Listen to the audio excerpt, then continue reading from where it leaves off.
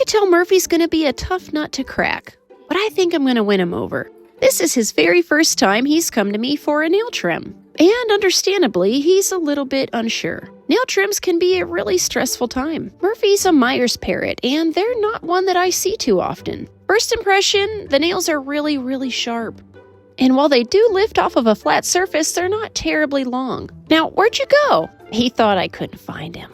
But I did. And now it's time to tackle the talons. Because there's not a whole lot of length, I'm not even going to break out the clippers. I'm just going to use my rotary sander with a ceramic bit to round the tip of each nail. When I use a towel like this, it's really not restraining the bird, and it allows them to keep a close eye on me if they want to.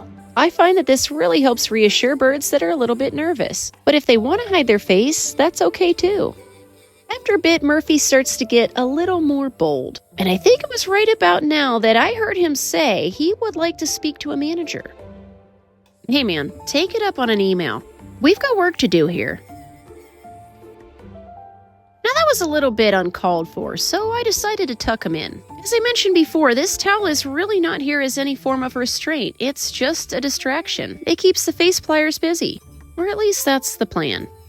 Now that we've got that last nail done, it's time for his massage. Of course, you got to take a little taste test. I like to use hemp oil because it's completely safe for the birds to eat. Because if you've been around birds, you know they like to put everything in their mouth. Kind of like a toddler that possesses wire cutters. Speaking of wire cutters, it's time for the beak massage.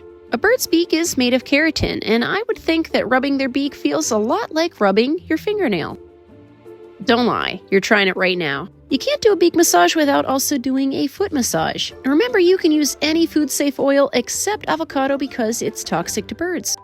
Murphy's all done, and we've both made it out mostly unscathed. He's much more comfortable to handle.